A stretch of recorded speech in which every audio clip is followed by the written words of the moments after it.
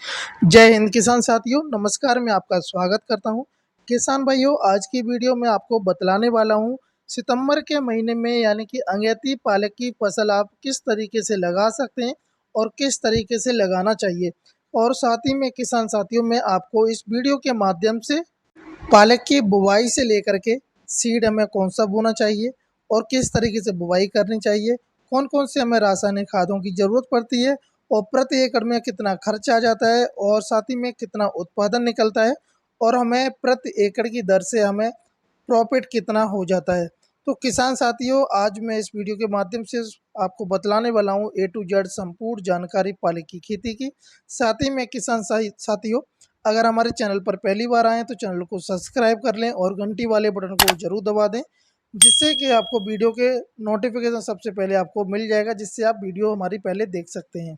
सभी किसान भाइयों, यूट्यूब चैनल वीएन फार्म में स्वागत करता हूं। किसान भाइयों, प्रति एकड़ में आप पालक की खेती लगाने के लिए आपको क्या क्या ज़रूरतें पड़ती हैं, जैसे कि किसान साथियों, अगर हम अगेती फसल बुवाई करते हैं सितंबर के महीने में, अगर हम लगाना चाहते हैं तो किसान साथियों, सबसे पहले हम बात कर लेते हैं, कुछ इन विषयों पर चर्चा करेंगे, जैसे कि मिट्टी हो गया, समय और लागत और उत्पादन।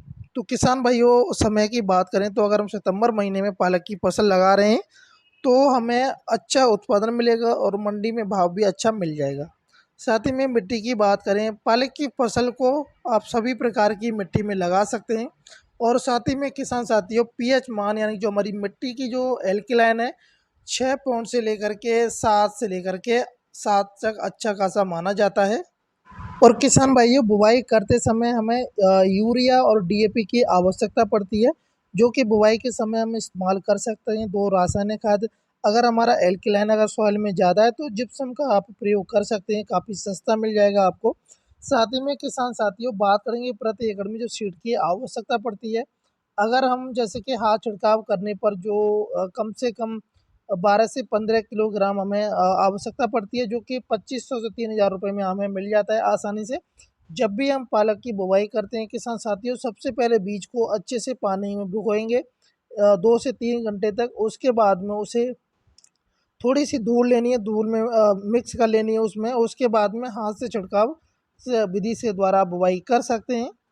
और किसान भाइयों, छोटी-छोटी हमें क्यारियाँ बना लेनी है, जैसे कि अगर हम चौड़ाई की बात करें क्यारियों की, तो 10 से 12 फीट आप रख सकते हैं, इससे ज़्यादा चौड़ी नहीं करें, क्योंकि जब आप सिंचाई करते हैं तो उस समय जलभराव होने से आपका पालक खराब भी हो सकता है। और साथ ही में किसान साथियों, पालक की खेती में सबसे कम रोग लगते हैं।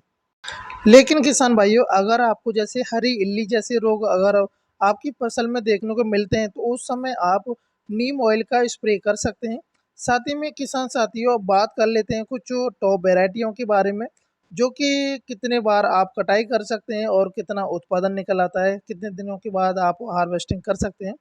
तो किसान साथियों, पंजाब ग्रीन आती है, जो कि आप पंजाब ग्रीन वैरायटी का आप 7 से 8 बार कटाई कर सकते हैं। और उत्पादन की बात करें किसान साथियों, प्रति एकड़ में 12 से 14 टन निकल आता है। वहीं पर किसान साथियों, पूसा हरित की बात करें तो पूसा हरित जो किसान साथियों, आप 10 से 11 बार कटाई कर सकते हैं। लेकिन किसान साथियों, इसकी खासियत ये है पूसा हरित की, 25 से 30 दिन के बाद में आप हार्वेस्टिंग करना शुरू कर सकते हैं। और साथ ही किसान भाइयों, उत्पादन की बात करें तो 14 से 16 टन उत्पादन निकल आता है। और तीसरी वैरायटी की बात करें, पूसा ज्योति है, जो कि 40 दिन में तैयार हो जाती है हार्वेस्टिंग के लिए। साथ ही उत्पादन की बात करेंगे तो 18 से 20 टन उत्पादन निकल आता है। उसकी जो किसान साथियों कटाई है, कम से कम आप 10 से 12 बार कटाई कर सकते हैं। किसान साथियों, एक चौथी वैरायटी है जो कि जॉमनेर ग्रीन आती है, जो कि 30 से 35 दिन के अंतराल में हार्वेस्टिंग आप कर सकते हैं। और कटाई की बात करें तो 9 से 10 बार आप कटाई कर सकते हैं और उत्पादन 9 से 11 टन निकल आता है।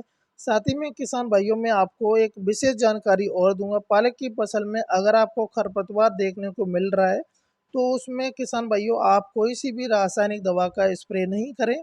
आप उसे निराई गुड़ाई के द्वारा ही आप निकाल सकते हैं, या फिर एक काम कर सकते हैं, जब आप जुताई कराते हैं बुवाई करने से पहले, तो आप पलेवा करने के बाद जुताई कराएं। उसके बाद में 20 से 25 दिन के लिए खेत को पाटा लगा के छोड़ दें, जिससे कि जो खरपतवार उगने वाला होता है वो उग करके तैयार हो जाता है। फिर उसके बाद आप जुताई करा सकते हैं। बुवाई करने से पहले जैसे ही आप उसमें कुछ रासायनिक दवा का स्प्रे शुरुआत में कर सकते हैं बुआई करने से पहले। अगर बुआई कर दी है और आपका जो पालक का बीज है अंकुर होकर निकल आया, उस समय आपको रासायनिक दवा का स्प्रे बिल्कुल भी नहीं करना है।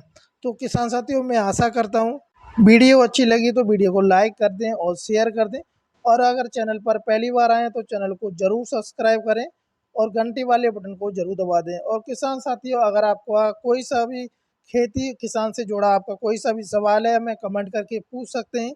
जय हिंद, जय भारत, जय किसान।